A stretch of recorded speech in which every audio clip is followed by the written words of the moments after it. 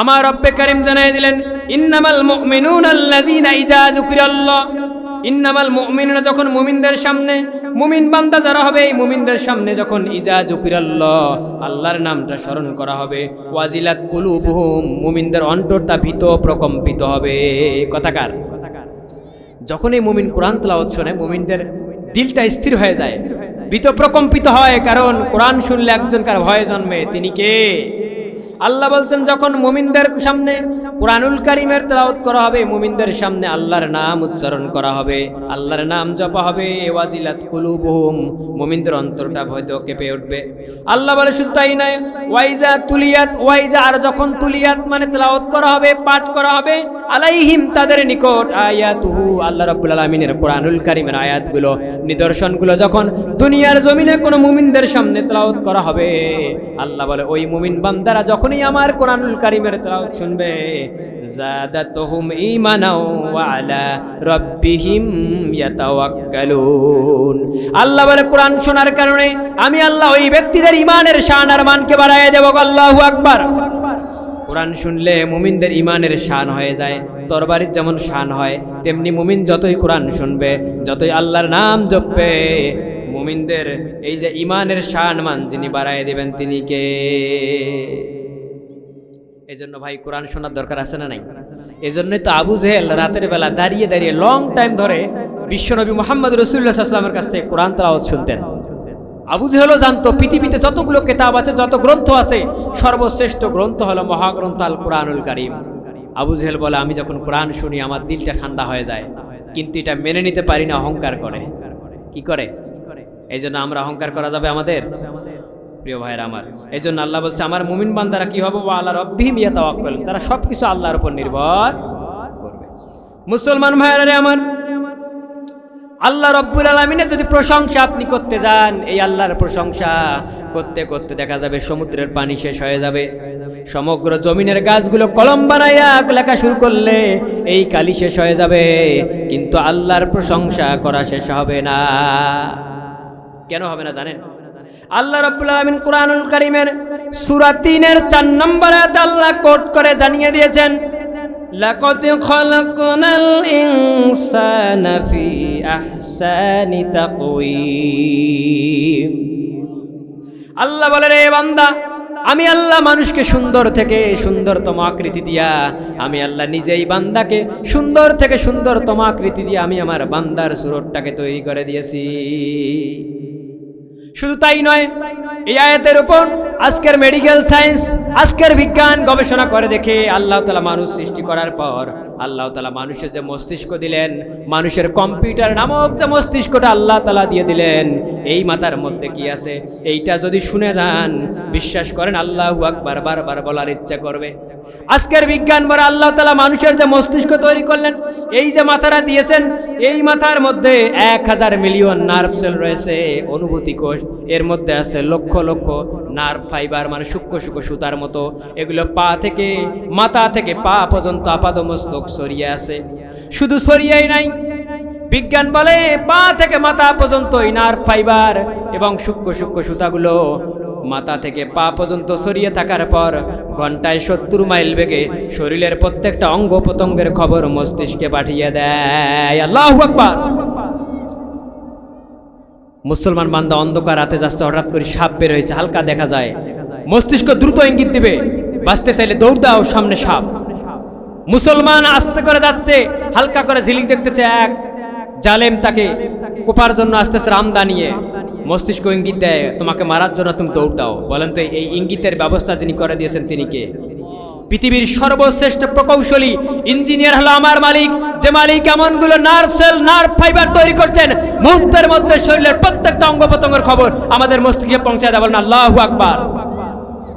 এই জন্য প্রিয় ভাইরা আমার, আল্লাহর প্রশংসা করে শেষ করতে পারবেন না।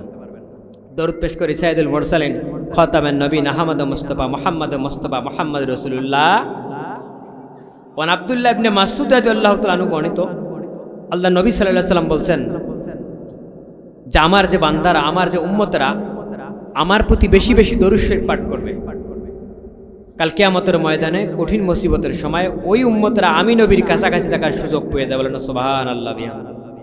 এই জন্য দরুদ পড়লে ক্ষতি আছে ভাই? দরুদ পড়লে আমাদের কোনো ক্ষতি নাই। প্রিয় ভাইরা আমার, আপনাদের সম্মুখে কথা বলবো কুরআনুল কারীমের 114টি সূরার মধ্য থেকে দ্বিতীয় নম্বর সূরা সূরাতুল বাকারা। কোন সূরা? সূরাতুল বাকারা। আলোচনার বিষয় হলো মুত্তাকিন কারা। কি বিষয় ভাই? অল্প সময় কথা বলবো কিন্তু টপিক ওয়াইজ আকারে। মুত্তাকিন কারা? যারা মুত্তাকি হতে পারবেন তারা আল্লাহর জান্নাতে চলে যাবেন, সুবহানাল্লাহ বিহামদি। কিন্তু এই মুত্তাকির কিছু কোয়ালিটি, কিছু গুণ আল্লাহ কুরআনুল কারীমে সূরা বাকারায় দিয়েছেন। আমরা এগুলো জেনে যাব ইনশাআল্লাহ। ওয়া মা তৌফিক ইল্লা বিল্লাহ। সবাই আউযু বিল্লাহ পড়েন। আউযু বিল্লাহি মিনাশ শাইতানির রাজীম। বিসমিল্লাহির রাহমানির রহিম। আলিফ লাম মিম। যালিকাল কিতাবু লা রাইবা ফিহি হুদাল লিল মুত্তাকিন। আল্লাহ মেসেজ দিয়েছেন কোরআনে। বিশ্বনবী মুহাম্মদ রাসূলুল্লাহ সাল্লাল্লাহু আলাইহি ওয়াসাল্লাম একজন মেসেঞ্জার, বার্তাবাহক। ওনার মাধ্যমে একটা কিতাব পাঠিয়েছেন, একটা চিঠি পাঠিয়ে দিয়েছেন বান্দাদের জন্য। আল্লাহ কি বললেন? আল্লাহ শুরুতেই বলছেন আলিফ লাম মিম। আলিফ লাম মিমটা কি? এর অর্থ কিন্তু কেউ জানে কি ভাই? কিছু কিছু মুফাসসির کرامগণ বলছেন আলিফতে আল্লাহ, লামতে জিবরাইল, মিমতে মুহাম্মদ। আল্লাহর এই কিতাব জিবরিলের মাধ্যমে মুহাম্মদ সাল্লাল্লাহু আলাইহি ওয়াসাল্লামের উপর আল্লাহ নাজিল করে দিয়েছেন, কিন্তু এর প্রকৃত অর্থ আল্লাহ এবং তার রাসূল ছাড়া কেউ জানে না। এই আলিফ লাম মিমটা কি আল্লাহ কুরআনুল কারীমে জানিয়ে দিয়েছেন সূরা ইমরানের 7 নম্বর আয়াতে। আল্লাহ রাব্বুল আলামিন বলছেন ওয়াল্লাযী আনজালা আলাইকাল কিতাবা মিনহু আয়াতুম মুহকামাতুন হুন্না আয়াতুম মুহকামাতুন হুন্না উম্মুল কিতাবি ওয়া উখরু মুতাশাবিহাত। আল্লাহ রাব্বুল আমিন বলছেন ওয়াল্লাযী আনজালা আলাইকাল কিতাব, ওগো নবী আমি যে আপনার উপরে যে কিতাবখানা নাজিল করে দিয়েছি, মিনহু আয়াতুম মুহকাম, এই কুরআনুল কারীমের কিছু আয়াত রয়েছে মুহকাম মানে স্পষ্ট, যেগুলো দুনিয়ার জমিনের সবাই জানতে পারে, বুঝতে পারে। হুন্না উম্মুল কিতাব, এগুলো হলো কিতাবের মূল। ওয়া উখারু মুতাশাবিহাত, আর কিছু আয়াত রয়েছে, এই আয়াতগুলো হলো মুতাশাবিহাত, রূপক অর্থবোধক। এগুলো আল্লাহ এবং তার রাসূল ছাড়া কেউ জানে না। তাহলে বলেন তো কোরআনে কয় ধরনের আয়াত আছে? 2 ধরনের। একটা মুহকাম, যেটা আপনি আমি আমরা সবাই বুঝি, মুহকাম। আর একটা মুতাশাবিহাত মানে অস্পষ্ট, রূপক অর্থবোধক। এটার অর্থ আল্লাহ এবং তার নবী ছাড়া কেউ জানে না। এই জন্য এই রূপক অর্থবোধকগুলো নিয়ে আল্লাহ আমাদেরকে নাড়াচাড়া করতে নিষেধ করেছেন, গবেষণা করতে নিষেধ করেছেন। প্রিয় ভাইরা আমার, আল্লাহ রাব্বুল আলামিন এরপর কি বললেন? আল্লাহ বললেন যালিকাল কিতাবু লা রাইবা ফি। আল্লাহ বলেন এই সেই কিতাব, এই কিতাবের মধ্যে কোনো সন্দেহ নাই। আমরা অনেক রাইটারের বই পড়ছি, বই পড়ার শেষে অথবা প্রথমে লেখা থাকে ভাই আমার এই বইয়ে যদি কোনো ভুল পান আমাদেরকে SMS-এ হোয়াটসঅ্যাপে মেসেজ করে জানিয়ে দিবেন। আমরা কি করব? ভুলটা শুধরায় নেওয়ার চেষ্টা করব, থাকে না ভাই? কিন্তু কোরআন এমন একটা অবিস্ময়কর কিতাব, মহাবিশ্বের মহাবিস্ময়ক, মানব জাতির একমাত্র চূড়ান্ত কনস্টিটিউশন। এই কিতাবের শুরুতেই আল্লাহ বলছেন লা রাইবা ফি, এর মধ্যে কোনো সন্দেহ, দেয়ার ইজ নো ডাউট, এখানে কোনো সন্দেহ থাকতেই পারে না। এই আয়াত যখন শুনলেন, ডক্টর মরিস বুখাইল যখন কুরআনুল কারীমের আয়াতের অনুবাদটা শুনলেন, মরিস বুখাইলের মাথাটা ঘুরে গেল। না না, এটা হতে পারে না। পৃথিবীর জমিনে বাইবেল বেদ 10-30 থেকে শুরু করে রামায়ণ মহাভারত অসংখ্য কিতাব আছে, সমস্ত কিতাবের মধ্যে ভুল বের করেছি আমরা, ভুল আছে, কিন্তু মুসলমানদের ধর্মগ্রন্থ কুরআনুল কারীমের মধ্যে ভুল নাই। না না, এটা হতে পারে না। আমি দেখব মুসলমানদের ধর্মগ্রন্থ কোরআনে ভুল আছে কিনা। এই জন্য ডক্টর মরিস বুখাইল কোরআন পড়তে শিখলেন। কোরআন তো পড়া জানে না, ভুল বের করবে কিভাবে? উনি বছরে সিজনাল যে 2 মাস বা 3 মাস ছুটি পান, এই ছুটির সময় সৌদি আরবে চলে এসে এক শায়েকের কাছে কোরআনুল কারীম শিখলেন। কি শিখলেন? কোরআনুল কারীম তেলাওয়াত করা শিখলেন। শেখার পর কি করলেন? উনি আস্তে আস্তে করে প্রথমে কোরআনটা পড়া শিখলেন। এরপর বললেন অনুবাদ না জানলে তো ভুল ধরতে পারবেন না, অনুবাদ পড়লেন, ব্যাখ্যা পড়লেন। ব্যাখ্যা পড়ার পর উনি সৌদি আরবে যে শায়েকের কাছে কোরআনুল কারীম তেলাওয়াত শুনেছেন, কোরআনুল কারীম তেলাওয়াত শিখেছেন, ওই শায়েককে বললেন ও শায়েক, আমি ডক্টর মরিস বুখাইল বলতেছি, আমি আর দেরি করতে চাই না, আমাকে এক্ষুনি কালেমা পড়ায় দাও, মুসলমানদের কালেমা লা ইলাহা ইল্লাল্লাহু মুহাম্মাদুর রাসূলুল্লাহ। ছোট কিতাব এটা? ডক্টর মরিস বুখাইল বলে পৃথিবীর সমস্ত কিতাব, অসংখ্য কিতাব পড়েছি, গবেষণা করেছি, সব কিতাবেই ভুল আছে, কেবলমাত্র ব্যতিক্রম ধর্মী একটা কিতাব, সেটা মুসলমানদের কিতাব আল কোরআন। চিল্লায় বলেন ঠিক কিনা? কিন্তু সবাই চিনলেও আজকে মুসলমান এই কোরআনকে চিনল না। ডক্টর মরিস বুখাইল চিনল, ডক্টর নকুল কুমার বিশ্বাস চিনল, কপালপোড়া মুসলমান আজকে কোরআন না চেনার কারণে মুসলমান লাতি মায়ের আর গুতা খায়। মুসলমানদের ভাগ্যের কোনো পরিবর্তন হয়? এই জন্য কোরআন পড়ার দরকার আছে নাকি ভাই? একটু জিকির করি, লা ইলাহা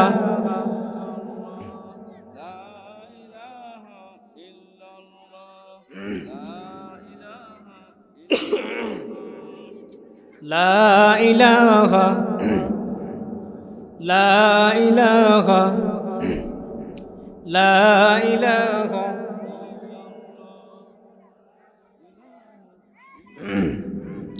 লা ইলাহা ইল্লাল্লাহু মুহাম্মাদুর রাসূলুল্লাহ। প্রিয় ভাইরা আমার, এরপর আল্লাহ তাআলা বলছেন এই কিতাবের মধ্যে কোনো সন্দেহ নাই, হুদাল্লিল মুত্তাকিন। এই কিতাবটা মুত্তাকিদের জন্য পথ প্রদর্শক। কি প্রদর্শক ভাই? আমাদেরকে লাইট পথ দেখায় না? আল্লামা জালালউদ্দিন সুয়ুতী আশ-শাফি রহমাতুল্লাহ আলাইহি ভাই, কোরআনুল কারীমের জলসা চলছে, একটু মনোযোগ দিয়ে শ্রবণ করেন। মাহফিলে আসছেন, যদি উদ্দেশ্য আল্লাহর সন্তুষ্টি না থাকে, আবু জেহেল উতবার মতো কোরআন শুনবেন চলে যাবেন, আপনার ভাগ্যের কোনোদিন পরিবর্তন হবে? কারণ আপনি হেদায়েতের নিয়তে কোরআন শুনতেছেন না। অনেকে আসতেন, হাঁটতেছেন, চলতেছেন, ভাই ফাঁকা জায়গাগুলো একটু পূরণ করেন। আর একটু ভাই, ফাঁকা জায়গাগুলো শয়তান বসে মাহফিলে বিশৃঙ্খলা সৃষ্টি। আরেকবার বলি, লা ইলাহা ইল্লাল্লাহ। আসেন, লা ইলাহা ইল্লাল্লাহ। আল্লাহর প্রিয় বান্দা যারা, আল্লাহর জিকির করবে তারা, লা ইলাহা ইল্লাল্লাহ। আমার ভাইরা, আমার রব্বে কারিম বললেন হুদাল্লিল মুত্তাকিন, এই কিতাবটা হলো মুমিনদের জন্য, মুত্তাকিদের জন্য পথ প্রদর্শক। এখন আসেন আলোচনায়। আল্লামা জালালউদ্দিন সুয়ুতী আশ-শাফি রহমাতুল্লাহ আলাইহি, ইনি কোরআনুল কারীমের 55টা নাম উল্লেখ করছেন। কয়টা ভাই? আওয়াজ দেই, কয়টা নাম? 55টা নাম। তার মধ্যে একটা নাম আছে আন-নূর। আন-নূর মানে টর্চ বিয়ার, আলোকবর্তিকা, পথ প্রদর্শক। এই কোরআনটা আমাদের কি দেখাবে বলেন তো? পথ প্রদর্শক। অন্ধকার জগতের মানুষগুলোকে আলোর দিকে নিয়ে আসার জন্য আল্লাহ বিশ্বনবীর উপর এই কোরআনটা হেরা পর্বতের গুহার মধ্যে নাজিল করে দিলেন। কিসের জন্য? যাতে মুমিনরা পথ দেখে ওই সরল পথে আল্লাহর জান্নাতে চলে যেতে পারে। এই জন্য আল্লাহ বলছেন কোরআনটা মুমিনদের জন্য পথ প্রদর্শক। আমরা বললাম রব্বুল আলামিন কোরআনটা মুমিনদের জন্য পথ প্রদর্শক বুঝলাম, কিন্তু আমরা মুমিন কারা? মুমিনদের কোয়ালিটি কি, গুণ কি? আল্লাহ রব্বুল আলামিন কোরআনুল কারীমে মুমিনদের কোয়ালিটি, গুণগুলো এবার এক এক করে বর্ণনা করে দিয়ে আল্লাহ বললেন, আল্লাযীনা ইউমিনুনা বিল গায়বি ওয়া ইউকিমুনাস সালাতা ওয়া মিম্মা রাযাকনাহুম ইউনফিকুন। আমার রব্বে কারীম ডাক দিয়ে বললেন, আল্লাহ বলছেন আল্লাযীনা যারা ইউমিনুনা, বিশ্বাস স্থাপন করে, বিল গায়বি মানে অদৃশ্যের প্রতি। বলেন তো আল্লাহরে দেখা যায়, নবীরে দেখছেন, জান্নাত জাহান্নাম দেখছেন, এরপরও এগুলো বিশ্বাস যারা করে এদেরকে ঈমানদার বলে কি বলে না? আমরা বলি আমানতু বিল্লাহি ওয়া মালাইকাতিহি ওয়া কুতুবি, আল্লাহর প্রতি ঈমান আনলাম, কিতাবের প্রতি, তাকদীরের প্রতি, আসমানি কিতাবের প্রতি, বলি না ভাই? স্বীকৃতি দেয় না? আল্লাহ সে কথা এখানে বলছেন যে 1 নম্বর ইমাম মুত্তাকির কোয়ালিটি হলো মুত্তাকি অদৃশ্যে বিশ্বাস স্থাপন করবে। আল্লাহরে দেখা যায় না, বিশ্বাস করতে হবে আল্লাহ একজন আছে। এখন এই যে বিশ্বাস স্থাপন করবেন, প্রথম হলো ঈমান। আপনাকে ঈমান আনতে হবে। ঈমান কি? আপনি মৌখিক স্বীকৃতি দিলেন, এরপর অন্তরে বিশ্বাস করতে হবে, এবার কাজের মাধ্যমে পরিণত করতে হবে। মুখে মুখে বলেন আমি ঈমানদার, কিন্তু আপনি নামাজ পড়েন না। মুখে মুখে বলেন ঈমানদার, সম্পদ আছে, যাকাত দেন না। মুখে মুখে বলেন ঈমানদার, হজ আপনার উপর ওয়াজিব হয়েছে, আপনি এখন হজ আদায় করেন নাই। বলেন তো আপনি কি ঈমানদার আছেন? আছেন আছেন আছেন? এই জন্য প্রিয় ভাইয়ের আমার, আল্লাহ মুত্তাকির 1 নম্বর কোয়ালিটি বলছেন, মুত্তাকিরা গায়েবের প্রতি বিশ্বাস স্থাপন করবে। আল্লাহ রাব্বুল আলামিন কুরআনুল কারীমের সূরা মুলকের 12 নম্বর আয়াতে আল্লাহ রাব্বুল আলামিন জানিয়ে দিলেন গায়েবের প্রতি অবিশ্বাস যারা বিশ্বাস করবে তাদের উপকারিতা সম্পর্কে আল্লাহ বললেন, ইন্নাল্লাযীনা ইয়াখশাউনা রাব্বাহুম বিল গায়বি লাহুম মাগফিরাতুন ওয়া আজরুন কাবীর। আমার রব্বে কারীম বলেন ইন্নাল্লাযীনা, নিশ্চয়ই যারা ইয়াকশাউনা রাব্বাহুম, তাদের রবের অদৃশ্যতে তাদের রবকে দেখা যায় না, এরপরও অদৃশ্য যারা রবের প্রতি বিশ্বাস স্থাপন করবে, আল্লাহকে মালিক হিসেবে জানবে, আল্লাহকে সর্ব অবস্থায় ভয় করবে, অদৃশ্যের প্রতি বিশ্বাস স্থাপন করার কারণে আল্লাহ রাব্বুল আলামিন তাদের পুরস্কার স্বরূপ ঘোষণা করেছেন লাহুম মাগফিরাতুন ওয়া আজরুন কাবীর। আল্লাহ বলে আমি ওই বান্দাদেরকে দুইটা পুরস্কার দেব। এক নম্বর আল্লাহ বলেন লাহুম মাগফিরাতুন, আমি আল্লাহ ওই ব্যক্তির জীবনের গুনাহ খাতাগুলো মাফ করে দেব। সুবহানাল্লাহ বলবেন না? আল্লাহ সূরা তওবার 72 নম্বর আয়াতে বলছেন আল্লাহ যদি কোনো বান্দার জীবনের গুনাহ মাফ করে দেয়, মাফ করে দেওয়ার পর ফাঁকা যে জায়গাটা থাকবে, আল্লাহ এই ফাঁকা জায়গাটা পুণ্য দ্বারা পরিবর্তন করে। বলেন সুবহানাল্লাহ বিহামদি। আল্লাহ কত বড় মহিয়ান গুণিয়ান। এরপর আল্লাহ বলেন ও আজরুন কাবীর, শুধু ক্ষমাই করব না, আমি আল্লাহ বান্দাদের জন্য মহা পুরস্কারের ব্যবস্থা করে দেব। এই জন্য আল্লাহকে বিশ্বাস করার দরকার আছে কি নাই? শুধু কি ওয়াজ মাহফিলের প্যান্ডেলে? জমির আইল যখন কাটতে যাব কার ভয় করব? বিবিকে ডাঙা যখন মারব তখন কাকে ভয় করব? রাস্তায় যখন চুরি ছিনতাই করব কাকে ভয় করব? এই ভয় যদি থাকে বলেন তো মারামারি হবে? আমি গত জুম্মার আগের জুম্মায় নামাজ পড়ে যাচ্ছি, হাইওয়ের পাশেই দেখি ভাইয়ে ভাইয়ে মারামারি লাগছে। আমার সামনে এক ভাই আর এক ভাইকে মারি একদম এই জায়গাটা ফেটে দিল, দরদর করে রক্ত পড়তেছে। আমি তখন বললাম, ওখানকার কয়েকজন লোক আমার কাছে, আমার মসজিদেই পাশেই, ওরা এসে আমাকে অভিযোগ দিচ্ছে যে কমিটিকে বলেন যাতে বিচারটা করে। আমি আলোচনা করতে কথা বলতে অনেক কথা বললাম যে আল্লাহ আমাকে ওই সম্পদ দিও না যে সম্পদ আমার ভাইয়ের সঙ্গে আমার বিভেদ তৈরি করে, আমাকে ওই সম্পদ দিবে না যে সম্পদ আমার বাবাকে ভুলিয়ে দেয়, আমার মায়ের হক নষ্ট করে, আমার বোনের হক নষ্ট করে। আজকে যে সম্পদের জন্য ভাই ভাইকে কোপাচ্ছে, বড় ভাই ছোট ভাইকে, ছোট ভাই বড় ভাইকে। আরে ভাই একটু সময়, আপনার হায়াত যখন শেষ হয়ে যাবে, ফাইজা জা আজালুহুম লা ইস্তাখিরুনা সাআতা ওয়া লা ইস্তাকদিমুন, ডাক্তার এসে আপনার নারী দেখে বলবে হি ইজ ডেড, সে মৃত। বলেন এই ধন সম্পদের কোনো দাম থাকবে ভাই? কোনো মূল্য থাকবে ভাই? তাহলে কার মায়ায় পরে আপনি সব করতেছেন? কারণ আপনার দিলের মধ্যে এখন আল্লাহর ভয় আসে নাই। এই জন্য দিলের মধ্যে কার ভয় থাকবে? মুসলমানদের দিলের ভয় থাকবে কার? এই আল্লাহ রাব্বুল আলামিন বলছেন মুসলিমরা সর্ব অবস্থায় আমি আল্লাহকে ভয় করবে, মুসলিমরা গায়েবে বিশ্বাস করবে, এরপর মুসলিমরা মৃত্যুর পর যে পুনরুত্থান করা হবে, আল্লাহ বলে আমার বান্দারা এটাও বিশ্বাস করবে। মারা যাওয়ার পর আমাদেরকে তুলবেন যিনি, তিনি কে? ওই আল্লাহ সূরা বাকারার 28 নম্বর আয়াতে বলছেন কাইফা তাকফুরুনা বিল্লাহি ওয়া কুনতুম আমওয়াতান ফাহইয়াকুম সুম্মা ইউমীতুকুম সুম্মা ইউহয়ীকুম সুম্মা ইলাইহি তুরজাউন। আমার রব্বে কারীম কুরআনুল কারীমের সূরাতুল বাকারায় বললেন কাইফা তাকফুরুনা বিল্লাহি ওয়া কুনতুম, মানুষ কেমন করে আমি আল্লাহকে ভুলে যায়, কেমন করে আমি আল্লাহর সঙ্গে গাদ্দারি করে, কেমন করে নাফরমানি করে। ওয়া কুনতুম আমওয়াতান, তোমরা তো ছিল মৃত নির্জীব, তোমাদের মাঝে কোনো প্রাণের সঞ্চার ছিল না। আল্লাহ বললেন শুধু তাই নয়, ফাহইয়াকুম, অতবার আমি আল্লাহ তোমাদের মাঝে প্রাণের সঞ্চার করলাম, তোমার জীবিত করলাম। কারণ মানুষ সৃষ্টি হওয়ার আগে এই মানুষগুলো কিসে ছিল বলেন তো? মাটি। কি ছিল? মাটি থেকে আল্লাহ মানুষ তৈরি করলেন, নির্জীব থেকে জীবের সঞ্চার যিনি করলেন তিনি কে? ওই আল্লাহ বলেন শুধু তাই নয়, সুম্মা ইউমীতুকুম, এরপর তোমরা মৃত্যুবরণ করবে, মাটির নিচে তোমাদেরকে শায়িত করা হবে। সুম্মা ইউহয়ীকুম, আবার তোমাদেরকে আমি আল্লাহ জীবিত করব। সুম্মা ইলাইহি তুরজাউন, তোমরা সবাই আমার নিকট চলে আসবে। অনেক ভাইয়েরা বলে, অমুসলিম ভাইয়েরা বলে, মুসলিম ভাইয়েরা বলে মানুষ মারা যাবে, বছর কা বছর মাটির অভ্যন্তরে থাকবে, মানুষের শরীরের মাংসগুলো হাড়গুলো তো মাটি খেয়ে ফেলবে, কেমন করে কিয়ামতের ময়দানে আল্লাহ আমাদেরকে তুলবে? ওদের কথাও কিন্তু যুক্তি আছে। মুসলমান ভাইয়েরা আমার, আপনি মারা যাওয়ার পর কবরে যখন আপনাকে রাখবে, এই তো আজকে মাহফিল আসার আগে আমার দাদির জানাজা করে চলে আসলাম, হয়তো ঘন্টা খানিকের মতো হলো কবরে শায়িত করে এই নাগরাকুড়া কবরস্থানের মধ্যে রেখে আজকে মাহফিলে চলে আসলাম। বাইরে আমার লাশ কবরে রাখার মধ্যে 6 দিন যখন হয়ে যাবে, 6 দিনের মধ্যে আপনার নখগুলো কচে পড়বে।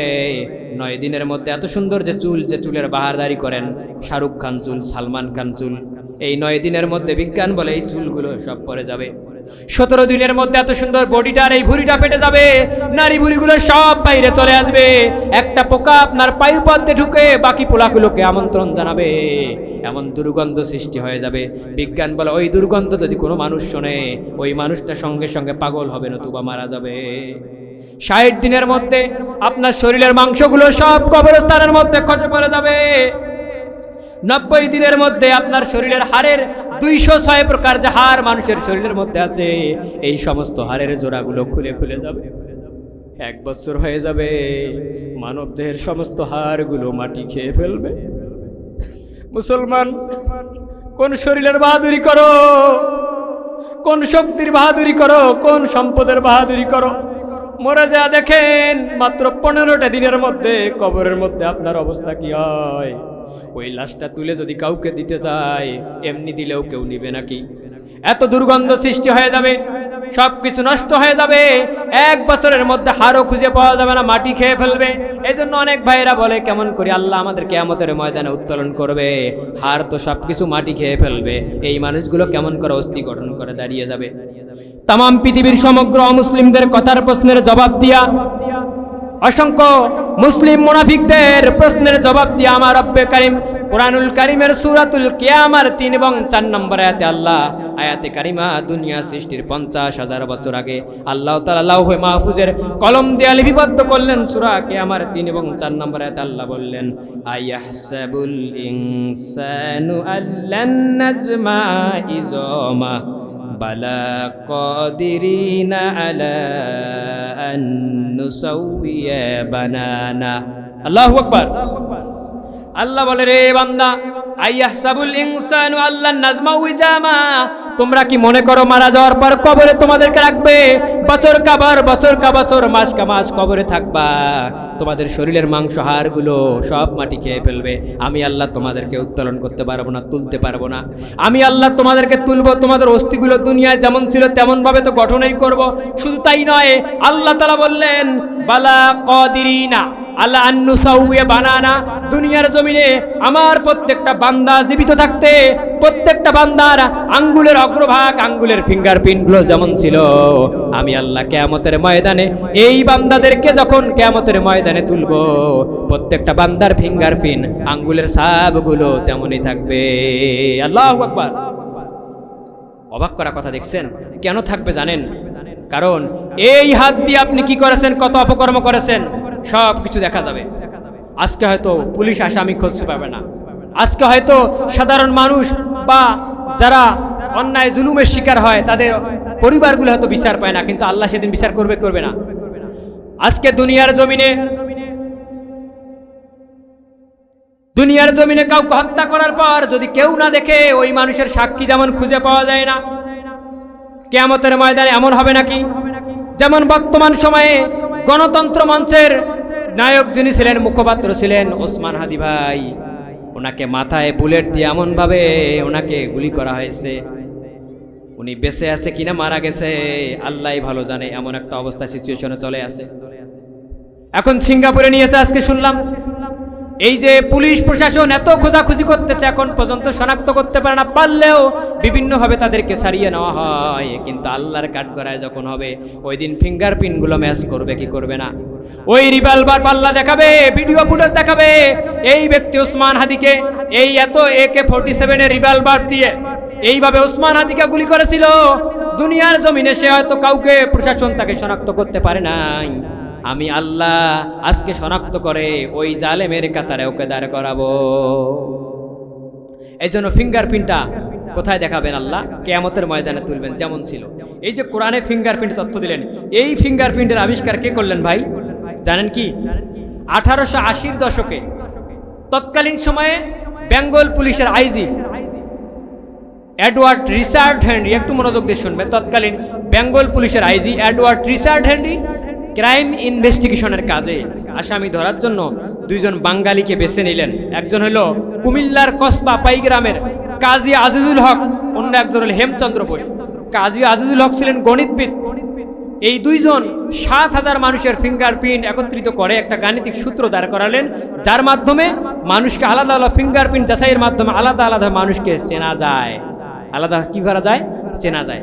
কিন্তু আবিষ্কার করলো বাঙালি দুইজন বাংলাদেশের ব্যক্তি, আর নাম দিলেন এটা কি জানেন? এটার নাম হয়েছিল বোশক আইডেন্টিফিকেশন সিস্টেম। ওনার না আবিষ্কার অনুযায়ী এটার নাম দেওয়া ছিল বোশক আইডেন্টিফিকেশন সিস্টেম, কিন্তু এটা না দিয়ে উনি নাম দিয়েছিলেন হেনরি ক্লাসিফিকেশন সিস্টেম। কারণ ইংরেজরা দুর্নীতি, অন্যায়, অনিয়ম আজকে থেকে করে না, অনেক আগ থেকে। ইংরেজদের বৈশিষ্ট্য হলো বিভিন্ন দেশ চুরি করবে, বিভিন্ন দেশ থেকে কিছু নিয়ে এসে নিজের দেশটা সাজাবে। কি করবে? নিজের দেশ সাজাবে। এরা চুরি করলেন। এই আবিষ্কার করার কারণে খান বাহাদুর আজিজুল হককে মাত্র 5,000 টাকা উনি দিয়েছিলেন।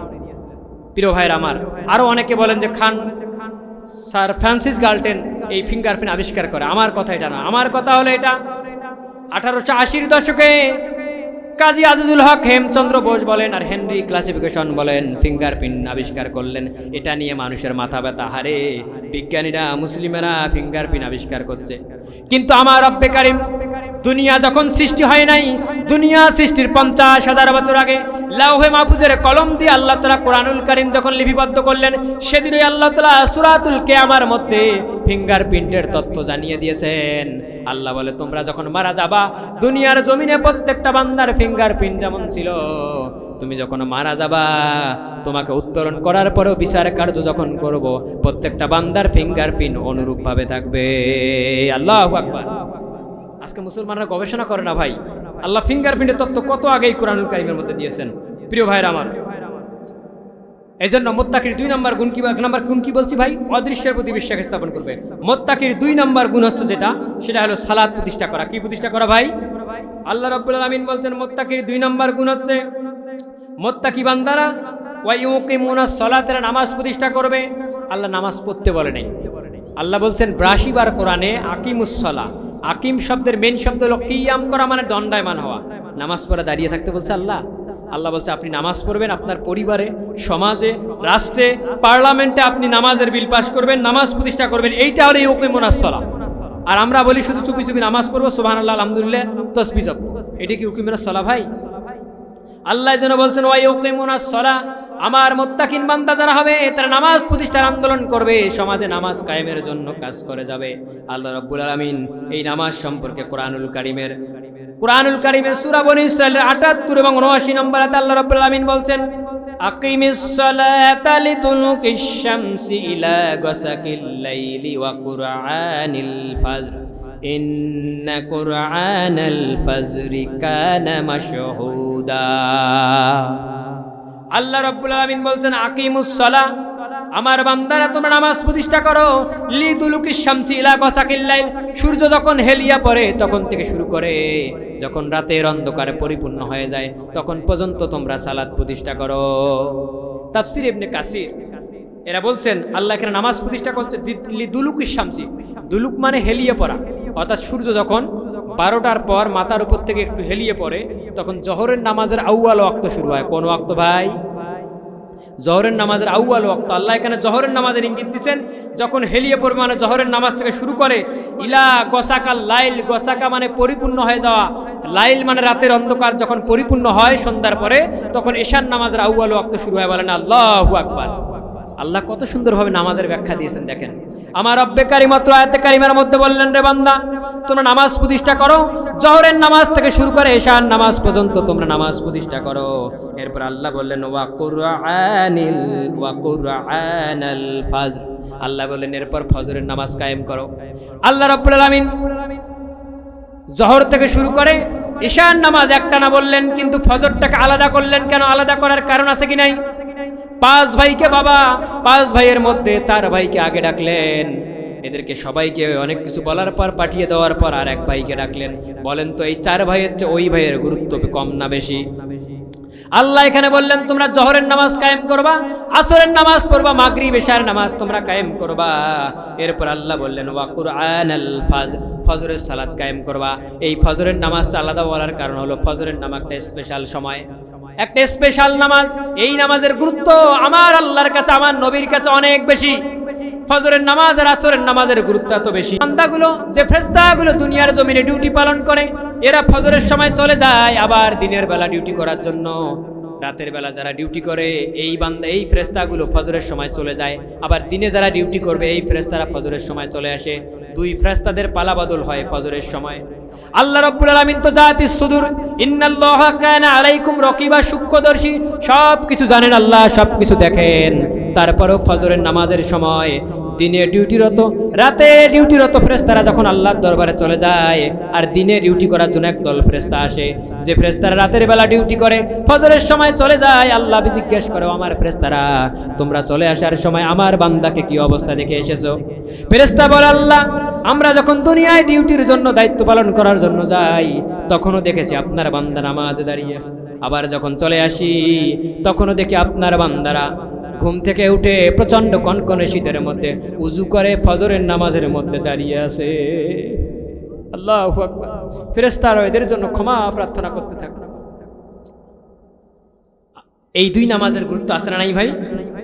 আল্লাহ রাব্বুল আলামিন এরপর বলছেন, ইন্না কুরআনাল ফাজরি কানা মাশহুদা, তোমরা পাঠ করবে, কি করবে তোমরা? ইন্না কুরআনাল ফাজরি কানা মাশহুদা, এবং তোমরা কায়েম করবে ফজরের সময় কোরআন পাঠ। কারণ ফজরের সময়ের নামাজ আর ফজরের কোরআন তেলাওয়াত সাক্ষী স্বরূপ। এই যে ফেরেশতাদের পালাবদল হয়, এই ফেরেশতারা সাক্ষী দিবে, আল্লাহ আমি যখন দুনিয়া থেকে চলে আসি প্রচণ্ড শীতে কনকন রাতে সবাই যখন ল্যাপের নিচে ঘুমিয়ে নাক ডেকে ঘুমায়, আপনার এই গোলাম, আপনার এই বান্দা আল্লাহ ফজরের পর প্রচণ্ড ঠান্ডার মধ্যে কাঁপে আর আপনার কোরআনুল কারীম তেলাওয়াত করে। আল্লাহ এই কবরের মধ্যে এই ব্যক্তি মারা যাওয়ার পরে কবরের মধ্যে আলোকিত করে দাও। মারা যাবেন আপনার অন্ধকার কবরটা, আপনার ওই তেলাওয়াত করা কোরআন গিয়ে আপনার অন্ধকার কবরটা আলোকিত করে দেবে। বলেন ঠিক কিনা? নামাজ আপনার সঙ্গে যাবে, কোরআন তেলাওয়াত সঙ্গে যাবে, বন্ধু বান্ধব রাষ্ট্রীয় পাওয়ার ক্ষমতা আপনার সঙ্গে যাবে না। মুসলমান ভাইয়েরা আমার, এই জন্য নামাজ পড়ার দরকার আছে কি নাই? আমরা তো এখন এমন অবস্থা, আমরা জহর পড়ি তো আসর নাই, আসর পড়ি তো ফজর নাই। ফজরের ক্ষণ গেল পরনি নামাজ, জোহরে ডুবেছিলে নিয়ে শত কাজ।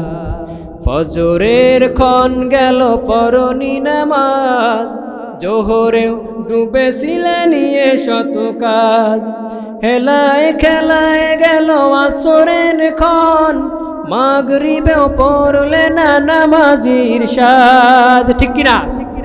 ফজরের ক্ষণ গেল পরনি নামাজ, জোহরে ডুবেছিলে নিয়ে শত কাজ। হয় না এরকমটা? আমাদের হয় না? হেলায় খেলায় আসরটা চলে যায়, এরকম করে জোহর আসর মাগরিব সব চলে যায়। কিন্তু যে মালিক ইবাদতের জন্য আমাদের সৃষ্টি করলেন, ওই মালিককে আমরা ভুলে যাই, ওই মালিকের কথা আমাদের মনে থাকে। আমার রব্বে কারিমের উপর বললেন, ওয়া মিনাল লাইলি ফাতাহাজ্জাত বিহি নাফিলাতাল লাক। ওগো নবী, আমি আল্লাহ অর্ডার করলাম, আমি আল্লাহ ঘোষণা দিলাম, আপনার উপর অতিরিক্ত কর্তব্য হলো, অতিরিক্ত দায়িত্ব হলো, আপনি নফল নামাজ আদায় করবেন। ওয়া মিনাল লাইলি ফাতাহাজ্জাত বিহি নাফিলাতাল লাক, আপনি রাতের বেলা কি করবেন? নফল নামাজ আদায় করবেন। তাহাজ্জুদের সালাত আদায় করার কথা বলছেন। কে বলছেন? আল্লাহ বলে, ওগো নবী আপনি তো 5 ওয়াক্ত নামাজ পড়বে নাই, আপনার উম্মতরাও তো 5 ওয়াক্ত নামাজ পড়বে। অতিরিক্ত দায়িত্ব হিসেবে তারা রাতের বেলা দাঁড়িয়ে আমি আল্লাহর সন্তুষ্টির জন্য তাহাজ্জুদের সালাত আদায় করবে। তাফসীর ইবনে কাসিরে পাওয়া যায়, তাহাজ্জুদের নামাজ আদায় করার কারণে আল্লাহ রাব্বুল আলামিন বিশ্ব নবীর পরের এবং পূর্বের সমস্ত গুনাহগুলো মাফ করে দিয়েছে। নবী রাসূলদের তো কোনো গুনাহ নাই, আল্লাহ তারপরে ওইটা উল্লেখ করে বোঝাইছেন, ওগো নবী তোমার উম্মতরা যদি গুনাহ করে, জেনা ব্যভিচার করে, বুঝতে পারার পর আমি আল্লাহর কাছে তওবা করে ইস্তেগফার করে এরপর রাতের বেলা দাঁড়িয়ে যায় নামাজে দাঁড়িয়ে 2 রাকাত নামাজ পড়ার পর আমি আল্লাহর কাছে হাত তুলে দোয়া করে, আমি আল্লাহ ঘোষণা দিলাম ওই ব্যক্তির জীবনের গুনাহ আমি আল্লাহ মাফ করে দেব।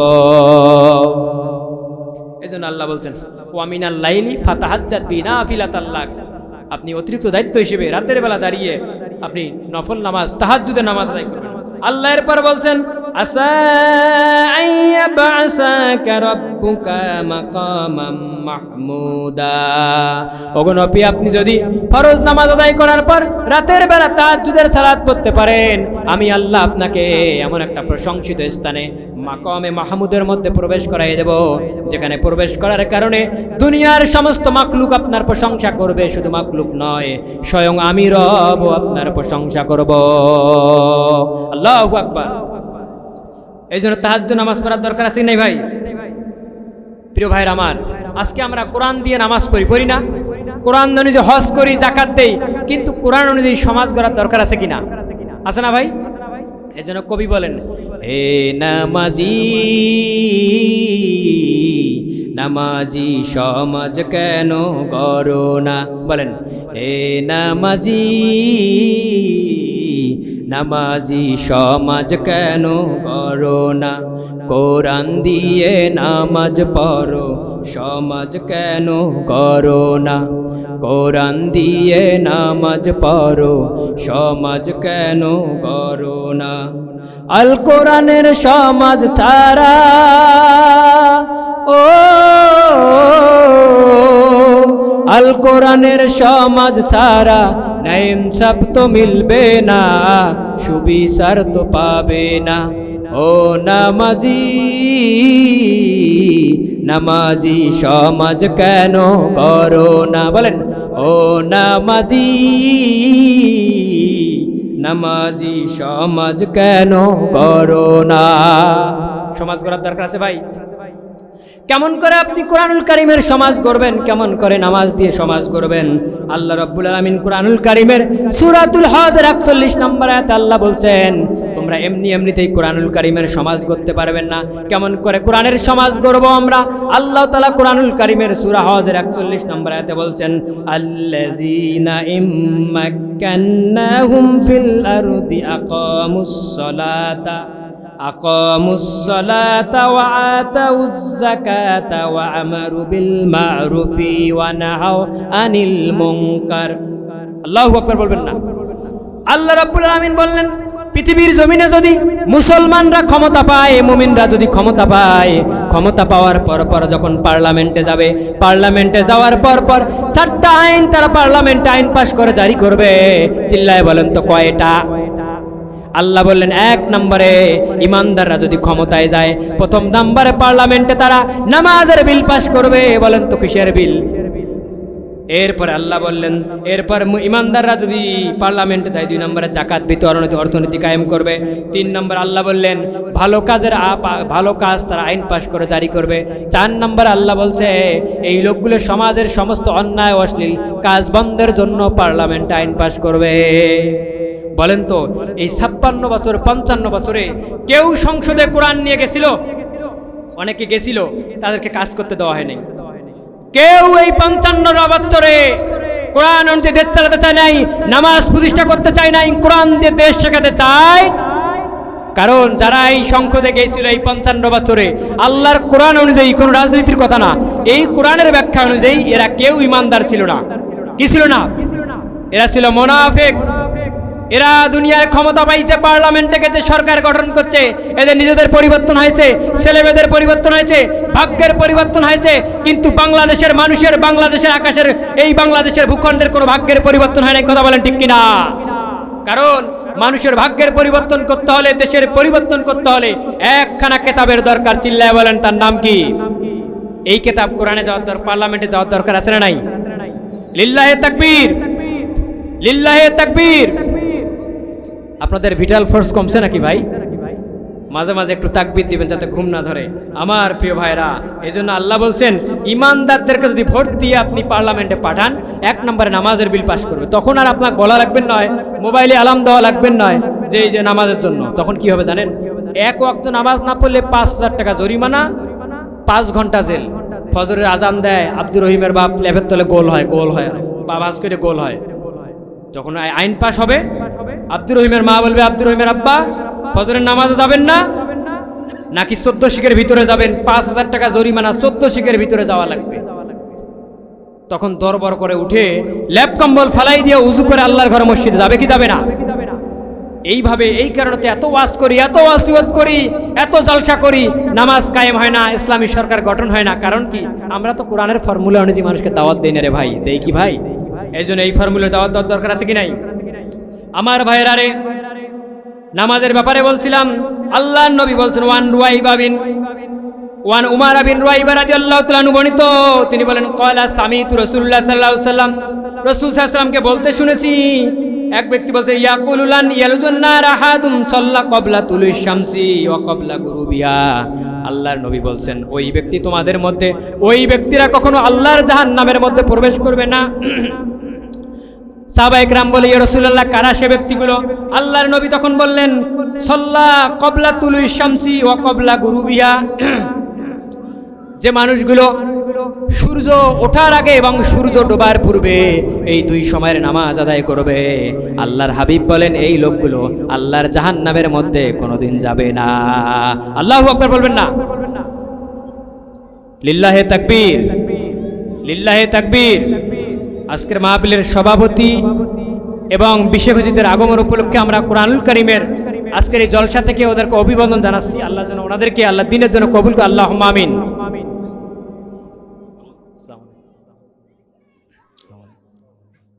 আমার ভাইয়েরা, আল্লাহর নবী বলছেন যদি কোনো ব্যক্তি ফজর এবং আসরের নামাজ, এই দুই সময়ের নামাজ পাঠ করে, এই লোকগুলো কোনোদিন আল্লাহর জাহান্নামে যাবে না। এই নামাজগুলো ব্যাখ্যা ইয়ানিল ফাজরি ওয়াল আরস, এই নামাজগুলো হলো ফজর এবং আসরের নামাজ। এই জন্য ফজর আসরের নামাজ বাদ দেওয়া যাবে ভাই? যাবে যাবে যাবে। আজকে থেকে ফজর আসরের নামাজ কারা কারা পড়বে? জামাতে হাত তুলে দেখাই আল্লাহরে। লিল্লাহে তাকবীর, লিল্লাহে তাকবীর।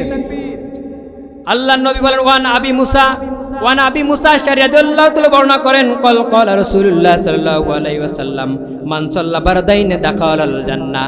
আল্লাহর নবী বলে, আমার যে উম্মতেরা ফজর এবং আসরের নামাজ আদায় করবে জামাতের সহিত, এই ব্যক্তিগুলো আল্লাহর জান্নাতে প্রবেশ করবে। প্রিয় ভাইরা আমার, এই জন্য ফজর আসরের নামাজ বাদ দেওয়া যাবে? আমার ভাইরা, মুত্তাকির বৈশিষ্ট্য বলছিলাম। মুত্তাকির 3 নম্বর কোয়ালিটি বৈশিষ্ট্য হলো ওয়া মিম্মা রাযাকনাহুম ইউনফিকুন। আল্লাহ বলে, আমি তাদেরকে যে রিজিক দিয়েছি এই রিজিক থেকে তারা ব্যয় করবে। কি করবে ভাই? রিজিক বলতে আপনারা কি বোঝেন বলেন তো? আমরা বুঝি রিজিক মানে ধন সম্পদ, টাকা পয়সা। রিজিক শব্দের ব্যাখ্যা হলো দুনিয়ায় চলতে আপনার যা কিছু লাগবে এগুলো সব কিছু রিজিক। দুনিয়া চলতে টাকা লাগবে, টাকা রিজিক। দুনিয়া চলতে ক্ষমতা লাগবে, ক্ষমতা রিজিক। দুনিয়া চলতে গেলে চেয়ার একটা দামি লাগবে, এটাও রিজিক। কথা বলেন ঠিক কিনা? আল্লাহ বলছে ওয়া মিম্মা রাযাকনাহুম ইউনফিকুন, আমি আমার বান্দাদেরকে রিজিক হিসেবে যা দিয়েছি আমার বান্দারা আমার পথে ব্যয় করবে। আল্লাহ আজকে আমার ক্ষমতা দিছে, আমি উলিপুর থানার ওসি হয়েছি, দেখি আমার একটা কনস্টেবল বিনা দোষে একটা অটোওয়ালাকে নিয়ে এসে থানার মধ্যে লাত্তি মারে। আমার ক্ষমতা ছিল এক থাপ্পড়ে ওই দারোগাকে ওখান থেকে ফালাই দিয়ে সাধারণ রিক্সাওয়ালাকে তুলে বুকে নেব, অথবা বলতে পারি সাধারণ রিক্সাওয়ালাটাকে মারো কেন, আমার তো ক্ষমতা আছে, ওসির পাওয়ার বেশি না কম? বেশি, কিন্তু আমি এটা করি নাই। এর মানে আল্লাহ আমাকে রিজিক দিয়েছে, কিন্তু রিজিকগুলো আমি সঠিক জায়গায় ব্যয় করতেছি না। ঠিক কিনা? আল্লাহ আমাকে অনেক সময় দিয়েছে, কিছু সময় ব্যয় করে এসে তাফসির মাহফিলে শুনবো তা না, তাসের আড্ডায় যাই, গানের আড্ডায় যাই, সুন্দর করে চরের মধ্যে মাঝে মাঝে তবলা বাজে না, রাতকা রাত পরে থাকে ওখানে জুয়ার আসরে, আর কোরআনের মাহফিলে কিছুক্ষণ আসবে, এই সময় তাদের হয় না। এটা রিজিকের অপব্যবহার। এই জন্য আল্লাহ রাব্বুল আলামিন বলছেন ওয়া মিম্মা রাযাকনাহুম ইউনফিকুন। আল্লাহ বলে আমার মুত্তাকিন বান্দা যারা হবে, আমি রিজিক হিসেবে তাদেরকে যা দিয়েছি তারা এই রিজিকগুলো আমার পথে ব্যয় করবে। রিজিক ব্যয় করবে কার পথে ভাই? তাফসিরে বাইজাবির লেখক আল্লামা কাজী নাসিরউদ্দিন বাইজাবি রহমতুল্লাহ আলাইহি রিজিক শব্দের 4টা স্তরের ব্যাখ্যা করছেন। তার 1 নম্বর স্তর হলো রিজিক শব্দের সর্বনিম্ন স্তর ধন সম্পদ টাকা পয়সা। কি ভাই রিজিকের স্তর? রিজিকের সর্বনিম্ন স্তর হলো ধন সম্পদ টাকা পয়সা। এই টাকা পয়সা কোন পথে ব্যয় করবেন? আল্লাহ কুরআনুল কারীমের সূরাতুল বাকারার 215 নম্বর আয়াতে আল্লাহ ডাক দিয়ে জানিয়ে দিয়েছেন। আল্লাহ রাব্বুল আলামিন বলছেন ইয়াসআলুনাকা মাযা ইউনফিকুন قل ما أنفقتم من خير فللوالدين والأقربين واليتامى والمساكين وابن السبيل। আমার রব্বের কারীম ডাক দিয়ে বললেন, ওগো নবী, আপনার উম্মতরা যদি এসে আপনাকে বলে, আমার বান্দারা যে আপনাকে জিজ্ঞেস করে আমরা কোন পথে ব্যয় করব, আপনি বলেন যদি ব্যয় করতে চান প্রথম ব্যয় করবেন ফালিল ওয়ালিদাইন, পিতামাতার জন্য। কার জন্য? ব্যয়ের প্রথম যে খাতটা আল্লাহ কোরআনে উল্লেখ করেছেন 1 নম্বর খাত হলো পিতামাতার জন্য।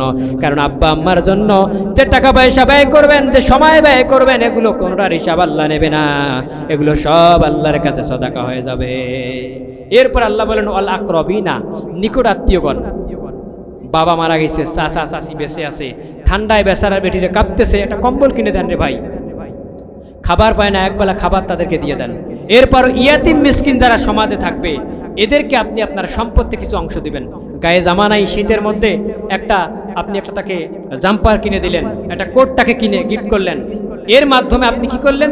এই যে রিজিক আল্লাহ আপনাকে দিয়েছে, রিজিকের পরিপন্থ সঠিক জায়গায় আপনি এটা ব্যয় করতেছেন। ব্যয় করলে আপনার রিজিক যিনি বাড়াইয়া দিবে, চিল্লায়া বলেন তিনি কে? ওই আল্লাহ রাব্বুল আলামিন কুরআনুল কারীমের সূরা ইমরানের 134 নম্বর আয়াতে আল্লাহ ডাক দিয়ে বলছেন, আল্লাযীনা ইউনফিকুনা ফিস সাররাই ওয়াদ দাররাই, আল্লাযীনা ইউনফিকুনা ফিস সাররাই ওয়াদ দাররাই ওয়াল কাযিমিনাল গায়যা ওয়াল আফিনা আনিন নাস। কে বলছেন? আল্লাহ বলছেন আমার মুত্তাকিন বারাজান্দা হবে, আমার মুত্তাকিন মুমিন বান্দা যারা হবে এরা সচ্ছল অসচ্ছল উভয় অবস্থায় আমি আল্লাহর পথে দান করবে, কোনো কার্পণ্য করবে না। আমার মুত্তাকিন বান্দা আজকে 10,000 টাকার মালিক, আমার বান্দা আমার পথে 1,000 টাকা ব্যয় করবে। আমার বান্দা 5,000 টাকার মালিক, আমার বান্দা আমার পথে 500 টাকা ব্যয় করবে। আমার বান্দা 100 টাকার মালিক, 10 টাকা আমি আল্লাহর পথে ব্যয় করবে। আমি আল্লাহ, আমি বারাকা দিয়ে ওই ব্যক্তির রিজিকের মধ্যে বারাকা দিয়ে ওই ব্যক্তির রিজিকগুলো আরো বাড়িয়ে দেব। এই জন্য রিজিক বাড়িয়ে দেয় কে ভাই? আল্লাহ রিজিক দিয়ে দেয়। এই জন্য এই আল্লাহর পথে ব্যয় করার দরকার আছে নাই ভাই? আল্লাহর পথে আমরা ব্যয় করব। আল্লাহ তাআলা এরপর মুত্তাকির 3 নম্বর গুণ যেটা বললেন, মুত্তাকির দেখেন আপনার রিজিকের সর্বোচ্চ স্তর হলো সুস্থতা। কি ভাই? রিজিকের সর্বোচ্চ স্তর হলো সুস্থতা। এই যে আমরা এত রোগাক্রান্ত হই, আগে তো বিশ্ব নবীর সময় এতগুলো ডায়াগনস্টিক সেন্টার, এতগুলো টেস্ট, আলট্রাসাউন্ড, ইসিজি, এমআরআই ছিল ভাই? ছিল না। আল্লাহ নবী ঝাড়ফুঁক দিতেন। আবু বক্করকে একবার সাপে কাটলো, প্রচন্ড যন্ত্রণা সহ্য করতে পারে না, বিশ্ব নবী থুতু মুবারক লাগাই দিলেন, সঙ্গে সঙ্গে ওই 20 টাকা যিনি পানি করে দিয়েছেন, চিল্লায় বলেন তিনি কে? ওই নবী হয়তো নাই, ওই আল্লাহ এখনো আসে না নাই? ওই আল্লাহর পাঠানো কিতাব আছে, এই কিতাব পড়ে যদি ফু দেন ইনশাআল্লাহ এখন ওরকম কাজ হবে। কিন্তু নবীর যে ঈমান ছিল, সাহাবায়ে কেরামদের যেমন ঈমান ছিল, ওই ঈমান এখন আমাদের মাঝে বিদ্যমান নাই, যার কারণে ঝাড়ফুঁকে আর কাজ হয় না। আমার রব্বে কারীম কুরআনুল কারীমের সূরা বনী ইসরাঈলের 82 নম্বর আয়াতে আল্লাহ ডাক দিয়ে বললেন, ওয়া নুনাজ্জিলু মিনাল কুরআনি মা হুয়া শিফাউন ওয়া রাহমাতুল লিল মুমিনিন। আল্লাহ বললেন ওয়া নুনাজ্জিলু মিনাল কুরআনি মা হুয়া শিফাউ, আমি আল্লাহ যে কুরআনুল কারীম নাজিল করেছি, এই কুরআনুল কারীমটা মুমিনদের জন্য শেফা। মুমিনদের জন্য কি? আল্লাহ বলে এই কোরআনটা মুমিনদের জন্য শেফা। মুমিনদেরকে অসংখ্য রোগ বালাই থেকে এই কোরআনটা শেফা দিতে পারবে, আরোগ্য দিতে পারবে। শুধু তাই নয়, আল্লাহ বললেন ওয়া রাহমাতুল লিল মুমিনিন, এই কিতাবটা মুমিনদের জন্য শুধু শেফাই নয়, এই কিতাবটা মুমিনদের জন্য রহমত। এই কিতাব যদি মুমিনদের সঙ্গে থাকে, এই কিতাব যদি ঈমানদারদের সঙ্গে থাকে, ঈমানদারদেরকে হারাই দিতে পারবে নাকি? বলেন পারবে? পারবে। এই জন্য এই কিতাবের সঙ্গে থাকার দরকার আছে কি নাই? আমার ভাইরা একটু বসেন। আমি বলতেছিলাম এই কোরআনটা মুমিনদের জন্য কি ভাই? শেফা, শেফা এবং রহমত, বরকত। কোরআনটা মুমিনদের জন্য শেফা, এরপর আল্লাহ বলছে রহমাতুল লিল মুমিনিন, মুমিনদের জন্য কোরআনটা হলো রহমত। আমার ভাইরা বসেন। এরপর আল্লাহ বলছেন ওয়ালা ইয়াজিদুজ জালিমিনা ইল্লা খাসার। আল্লাহ বলে কোরআনটা মুমিনদের জন্য শেফা, রহমত, কিন্তু এই কোরআনটা জালেমদের জন্য ক্ষতি। জালেমদের জন্য কি? বুঝতেছেন আমার কথা? এই কোরআনটা জালেম যারা জুলুম করে, অন্যায় করে, তাদের জন্য ক্ষতি। টেন্ডারবাজ, চাঁদাবাজদের জন্য কোরআনটা ক্ষতি। এজন্যই তো কুরআনুল কারীমের মাহফিল যেখানে হয়, ওইখানে বিগত সময়গুলোতে দেখেছি 144 জারি করে কোরআনের মাহফিল বন্ধ করে দেয়, আলেমদেরকে গালি দিয়ে মঞ্চ থেকে মাইক ধাক্কে ফালায় দেয়। দেয় কি দেয় না? আল্লাহ বলছেন ওয়ালা ইয়াজিদুজ জালিমিনা ইল্লা খাসার। এই কোরআন যদি চলতে থাকে, দুনিয়ার জমিনের সমগ্র পথাদর্শ মত দল পিছনে ফেলে এই কোরআনটা একদিন সমাজের মধ্যে বাস্তবায়ন হয়ে যাবে। আর এই সমাজে যদি কোরআন থাকে, রাহাজানি, চুরি, ব্যভিচার আর এই সমাজের মধ্যে চলবে না। এই জন্যই তোরা কোরআনের মাহফিল বন্ধ করতে চায়। কি করতে চায় ভাই? পারে কি? পারে কি ওরা? আবু জেহেল বলছিল, কি বলছিল আবু জেহেল? আবু জেহেল বলছিল ওয়াকালাল্লাযীনা কাফারু লাতাসমাউ লিহাযাল কুরআনি ওয়ালগাউ ফি লাআল্লাকুম তাগলিবুন। আবু জেহেল বলছিল কাফেররা শোনো, তোমরা কুরআনুল কারীম শ্রবণ করো না। যেখানে কুরআনুল কারীম তেলাওয়াত করা হয়, কোরআনের আলোচনা হয়, কোরআনের তাদরিস হয়, তাফসীর মাহফিল হয়, ওইখানে তোমরা বিঘ্ন সৃষ্টি করো। শুধু নিজেই করবে না, ওয়াল গৌফির ব্যাখ্যা আছে, ক্ষমতার হাত দিয়েও বিগত সময়গুলোতে দেখেছি কোরআনের মাহফিল বন্ধ করে দিয়েছিল, দিছে কি দেয় নাই? ভাই এত বাধা বিপত্তি দিয়ে কোরআনের মাহফিল বন্ধ করতে পেরেছিল? পারবে না। কারণ কি? যারা ময়দানে কথা বলে, ময়দানে ইসলামী আন্দোলন করে, এরা তো বিড়ালের কলিজা নিয়ে আসে নাই। আচ্ছা ভাই, এই জন্য আসুক না যত বাধা, যত ঝড় সাইক্লোন, রাসূলের পথে মোরা চলবই, এ জীবন বাজি রেখে দিনের নিশান মোরা বাংলার আকাশে উড়াবই। আসুক না যত বাধা, যত ঝড় সাইক্লোন, রাসূলের পথে মোরা চলবই চলবই, এ জীবন বাজি রেখে দিনের নিশান মোরা বাংলা আকাশে উড়াবই। আমাদের দেহে বহে জিহাদি রক্ত, প্রাণে প্রাণে বিপ্লবী ঝংকার ঝংকার, তাকবীর তাকবীর বাতিলের মাসনত, ভেঙে করে ফেলেছি যে চুরমার, ভেঙে করে ফেলেছি যে চুরমার। আসুক না যত বাধা, যত ঝড় সাইক্লোন, রাসূলের পথে মোরা চলবই, এ জীবন বাজি রেখে দিনের নিশান মোরা বাংলা আকাশে উড়াবই। ঠিক কিনা? যতই ষড়যন্ত্র করেন, ইনশাআল্লাহ দেশি বিদেশি মিডিয়াদের মাধ্যমে, গবেষকদের মাধ্যমে জানা গিয়েছে ইনশাআল্লাহ আগামীর পৃথিবী, ভারতীয় উপমহাদেশ আবার মুসলমানেরা কোরআন দিয়ে শাসন করে। কথা বলেন ঠিক কিনা? আজকে মার্কিন পিউ রিসার্চ সেন্টার গবেষণা করে দেখছে 2070 সালের মধ্যে তাম পৃথিবীতে লিড দিবে মুসলমানেরা। Made in Muslim, made in. এই ক্ষমতা যিনি দিবে তিনি কে? এই জন্য ভাই আমি বলতে চাই, আজকের মাহফিলে আমাদের অতিথি আছেন বাংলাদেশ জামাত ইসলামের, হয়তো বিএমপির ভাইরাও থাকতে পারেন। আমি বলবো মাহফিলে আপনাদের কথা বলবেন, প্লাস ভোটও চাবেন, সমস্যা নাই। আমি বলবো ভোট চাবেন পরে, আগে খুনিদের খুনার বিচার চাবেন। যারা আমার ভাই ওসমান হাদিকে মারলো, এই 24শে জুলাইয়ের প্রথম সারির নেতা আমার ভাই ওসমান হাদিকে যারা গুলি করেছে, এদের বিচার করতে হবে। শুধু তাই নয়, আমার স্নেহাস্পদ শহীদ আবু সাইদ যেখানে মারা হয়েছে ওই পাশেই আমি থাকি। প্রত্যেকদিন আমি মাহফিল করে যখন নামি বা ক্লাস করে যখন আসি, গাড়ি থেকে নামি, তো বিশ্ববিদ্যালয়ের ভিসির গেটটা আমার বাসার সামনেই, ওখানে ওর মায়ের একটা কথা লেখা আছে, আমার বেটাক মারলু কেনে। ওয়াল্লাহি আল্লাহর কসম, যখন আবু সাইদ ভাইয়ের মায়ের এই কথাটা আমার পরে, আমি আর নিজেকে আটকাইতে পারি না। আবু সাইদ তো আমার ছোট্ট মানুষ, এই মানুষটাকে যারা স্বৈরাচারের গুলি দিয়ে নির্বিচারভাবে গুলি পাখির মতো মেরেছে, এই লোকদের খুনের বিচার আগে চাবেন, তারপর ভোট। কথা বলেন ঠিক কিনা? কারণ বিগত 16 বছর দেখছি অনেক দল বাংলাদেশে আছে, দলীয় কার্যালয়ের ভিতরে আসতে করে তারা বিক্ষোভ করত বা বিভিন্ন সমাবেশ মিটিং করতো, বের হইতে পারতো না। যাদের মাধ্যমে ময়দানে আসলেন, খোলা হয়ে কথা বলেন, তাদেরকেই মারেন, তাদের রক্ত নিয়ে তামাশা করেন। বাংলার মানুষরা বরদাস্ত করবে না। কথা বলেন ঠিক কিনা? এজন্য বলি সাবধান হয়ে যান, ভণ্ডামি চুরি চাঁদাবাজি বন্ধ করে দেন, দিয়ে ভালোভাবে আসেন, সুষ্ঠু নির্বাচন করে দেশটা সুন্দর করে সাজান। আমার ভাইরা, আমার শ্রদ্ধা বড় ভাই আতাউর রহমান আনসারী বসে আছে, ভাই বেয়াদবি মনে করবেন, আমি এখনই শেষ করব। আর একটু কথা বলতে, সেটা হলো আজকের মাহফিলটা হাফিজি মাদ্রাসার উদ্দেশ্যে একটা মহিলা মাদ্রাসা উদ্বোধন করব। ভাই হাফেজদের মর্যাদা কম না বেশি ভাই? এর আগে ব্রিটিশটা চেয়েছিল যে মুসলমানদের কোরআন জ্বালিয়ে পুড়িয়ে দেবে, শেষ হয়ে যাবে। পরে পুড়ে দেওয়া হলো, কিন্তু কোরআন শেষ করতে পারেনি। কেন জানেন? কারণ ভারতীয় উপমহাদেশে তৎকালীন সময় অসংখ্য হাফেজদের সিনার মধ্যে আল্লাহ কোরআন রাখছিল। কোথায় রাখছিল? সিনার মধ্যে কোরআন রাখছিল। এই জন্য নকুল কুমার বিশ্বাস একটা গান লিখছেন। কি গান জানেন?